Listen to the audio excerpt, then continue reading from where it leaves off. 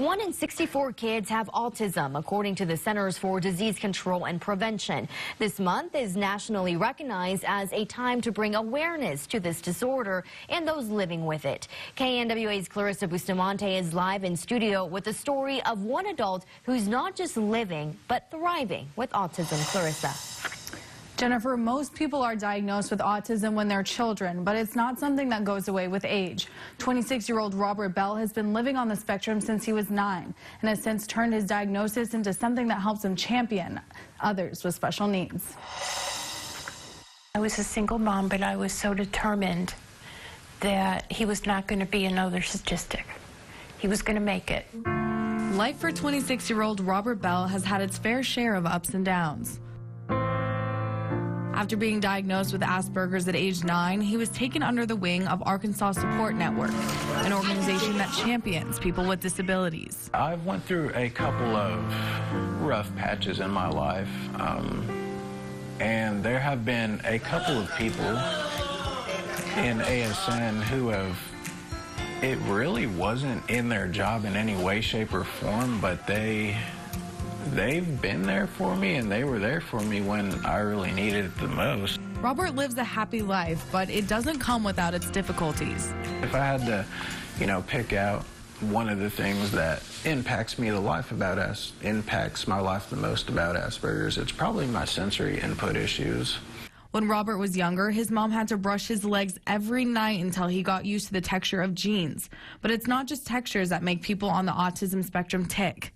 As you may know, people with autism may not always be really socially appropriate. Dr. Mark Lovell, a pediatrician with the Children's Clinic at Harbor Meadow, says when looking at the autism spectrum, there are 3 main pillars. The first is delayed speech, then poor socialization, then sensory difficulties. I would say those 3 characteristics are there for children that have milder autistic spectrum disorders, problems like Asperger's disease, all the way to the more severe autistic kid that has more difficulty with speech, language, and socialization. When it comes to the classroom, these gaps in socialization can pose a serious challenge. Brandy Card, a special education teacher at Prairie Grove Elementary, takes what might be an issue in a typical classroom and transforms it into something that will set the kids up for success. They'll put all their time and effort into that one thing, so you can take that and modify it into all aspects of learning, and they will excel in it.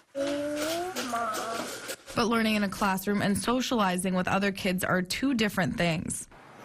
They don't interact in ways that meets typical social norms. So in kids, sometimes that means they get bullied. Sometimes they get picked on.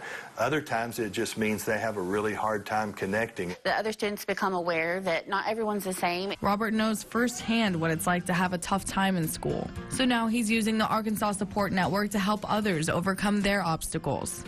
Honestly, it's not even a job, man. You go there, you pretend you're doing a job, and it's fun more than anything, So at the end of the day, I can say I'm really happy working there. It gives me such a feeling that I'm very content, because I know if I'm not around, and I know that he's going to be happy.